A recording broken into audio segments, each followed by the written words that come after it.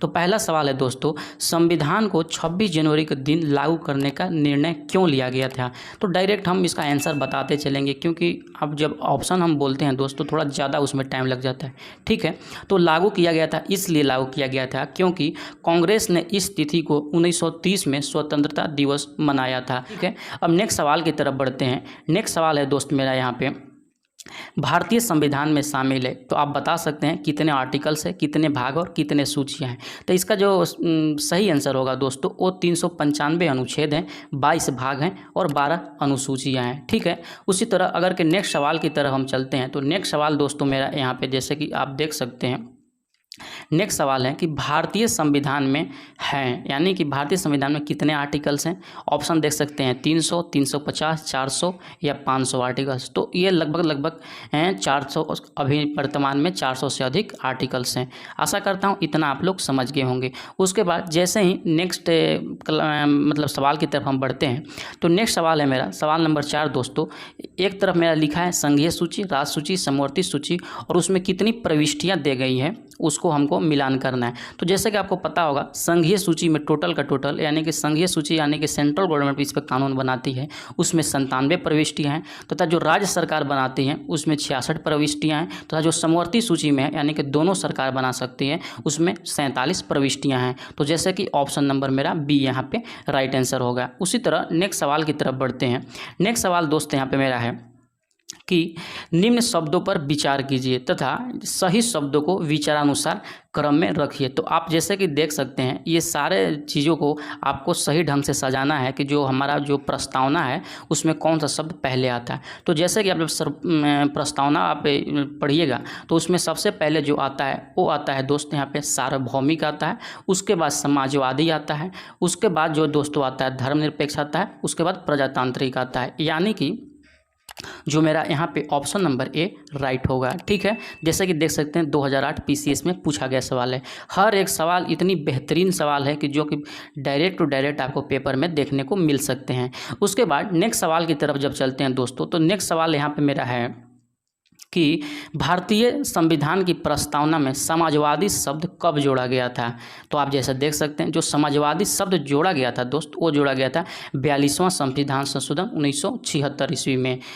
इसमें और भी शब्द जोड़े गए थे जैसे कि समाजवादी पंथ निरपेक्ष और अखंडता शब्द भी जोड़ा गया था 42वां संविधान संशोधन 1976 के द्वारा। ठीक है, उसी तरह अगर के नेक्स्ट सवाल की तरफ आते हैं। नेक्स्ट सवाल मेरा है एक नया राज्य बनाने में संवैधानिक संशोधन के लिए कैसा बहुमत चाहिए। ऑप्शन देख सकते हैं। तो जो नया राज्य बनाने का जो होता है दोस्तों उसमें आपको चाहिए बस आपको साधारण बहुमत चाहिए होता है। उसी तरह नेक्स्ट सवाल की तरफ हम चलते हैं। तो नेक्स्ट सवाल यहाँ पर जैसे कि आप लोग देख सकते हैं दोस्त, नेक्स्ट सवाल मेरा है उन मौलिक अधिकारों का चयन करें जो भारतीय नागरिकों को प्राप्त है लेकिन विदेशियों को प्राप्त नहीं है।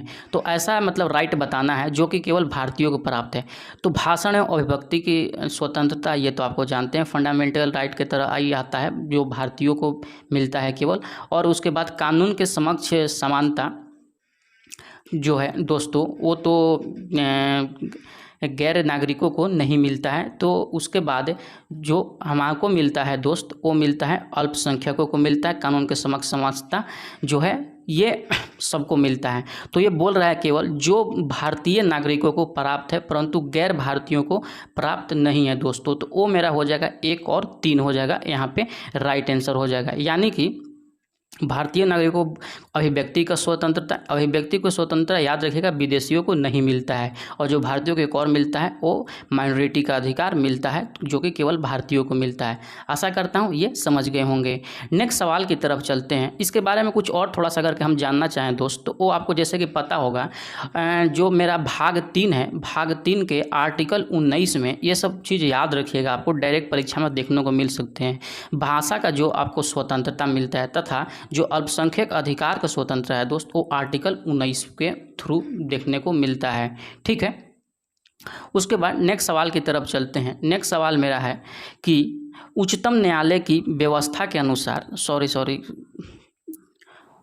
उच्चतम न्यायालय की व्यवस्था के अनुसार निजी भवनों के ऊपर झंडा फहराना चाहिए हर नागरिक का मौलिक अधिकार है किस आर्टिकल के अनुसार? तो ये जो राइट है दोस्तों वो है संविधान का अनुच्छेद 19 के 1 के अनुसार। ठीक है, उसी तरह अगर कि हम नेक्स्ट सवाल की तरफ चलते हैं दोस्त, तो नेक्स्ट सवाल यहाँ पे मेरा है, जैसे कि आप देख सकते हैं भारतीय संविधान में संशोधन करके शिक्षा का अधिकार कब जोड़ा गया? तो आप जैसे देख सकते हैं वो जो जोड़ा गया था दोस्तों, वो जोड़ा गया था 1 अप्रैल 2010 को। जैसे आपको पता होगा जो 86वां संविधान संशोधन 2002 में हुआ था दोस्तों, तो उसमें आर्टिकल 21 को जोड़ा गया था, जिसमें 6 से 14 साल के बच्चों को पढ़ाई अनिवार्य कर दिया गया था, वो भी निःशुल्क। ठीक है, इसी को आगे कंटिन्यू करते हुए 2009 ईस्वी में संसद में शिक्षा का अधिकार अधिनियम पारित हुआ था तथा इसको जो लागू किया गया था वो लागू किया गया था 1 अप्रैल 2010 को। आशा करता हूँ ये सारे फैक्ट आप लोग याद रखेंगे। नेक्स्ट सवाल की तरफ चलते हैं। निम्न में से कौन सा एक मानव अधिकार भारतीय संविधान के अंतर्गत मौलिक अधिकार भी है? आप जैसे कि देख सकते हैं आपका ऑप्शन यहाँ पे सूचना का अधिकार, काम का अधिकार, शिक्षा का अधिकार, मकान का अधिकार। तो जो मानव अधिकार भारतीय संविधान के अंतर्गत मौलिक अधिकार के अंतर में आएंगे दोस्तों, वो सूचना का अधिकार भी आएंगे और काम का भी अधिकार आएंगे। ये जो बीपीएससी में सवाल आया था दोस्त, इसमें थोड़ा सा कॉन्ट्रोवर्सी देखने को मिलता है। कोई लोग केवल सूचना का अधिकार बोलते हैं और कोई लोग काम का अधिकार बोलते हैं। तो अगर कि आपके ओपिनियन में कुछ इस सवाल के रिगार्डिंग होगा तो आप बता सकते हैं। ठीक है, उसके बाद हम नेक्स्ट सवाल की तरफ बढ़ते हैं। नेक्स्ट सवाल है दोस्तों कि भारतीय संविधान के भाग 4 में दिए गए नीति निर्देशक सिद्धांतों में निम्न में से कौन सा सूचीबद्ध है? इसी डीपीएसपी जिसको बोलते हैं नीति निर्देशक तत्व, तो इसी को लेकर बिहार में शिक्षकों ने हमेशा अपना हड़ताल करते थे। तो इसका जो राइट आंसर हो जाएगा दोस्त वो हो जाएगा मेरा यहाँ पे सामान्य कार्य के लिए समान वेतन तथा समान नागरिक संहिता। ये दोनों डीपीएसपी यानी कि नीति निर्देशक तत्व के अंतर्गत आता है। इसके बारे में थोड़ा सा हम जानना चाहें तो भाग 4 है जो भारतीय संविधान का, उसमें नीति निर्देशक तत्व के बारे में बताया गया है तथा आर्टिकल 44 में जो है वो समान नागरिक संहिता के बारे में बताया गया है। तो आप ये दोनों याद रखें। तो इसका जो राइट आंसर हो जाएगा दोस्त मेरा option number B right answer होगा। नेक्स्ट सवाल की तरफ चलते हैं। नेक्स्ट सवाल मेरा यहाँ पर दोस्त है कि भारत के संविधान में मौलिक कर्तव्य किस संविधान संशोधन के द्वारा जोड़ा गया था? तो अब जल्दी से बताएं किस संविधान? ये सब लोग जानता है कि 42वां संविधान संशोधन 1976 के द्वारा ये मौलिक कर्तव्य को हमारा जोड़ा गया था। नेक्स्ट सवाल की तरफ चलते हैं दोस्त। नेक्स्ट सवाल है मेरा यहाँ पे कि भारत के राष्ट्रपति अपनी शक्तियों का प्रयोग करते हैं, ऑप्शन देख सकते हैं। तो वो जो करते हैं सीधे करते हैं या अपने अधीनस्थ अधिकारियों के द्वारा करते हैं। तो ये यहाँ पर छोटा सा याद रखिए कि जो भारत का राष्ट्रपति है उनका उल्लेख आर्टिकल 52 में मिलता है कि भारत का एक राष्ट्रपति होगा। ठीक है, नेक्स्ट सवाल की तरफ बढ़ते हैं। मेरा नेक्स्ट सवाल है दोस्तों, यदि राष्ट्रपति तथा उपराष्ट्रपति का पद खाली हो तो भारत का राष्ट्रपति का पद कौन संभालेगा? तो लाजमी सी बात है जब राष्ट्रपति और उपराष्ट्रपति नहीं होते हैं तो भारत का मुख्य न्यायाधीश ये संभालता है।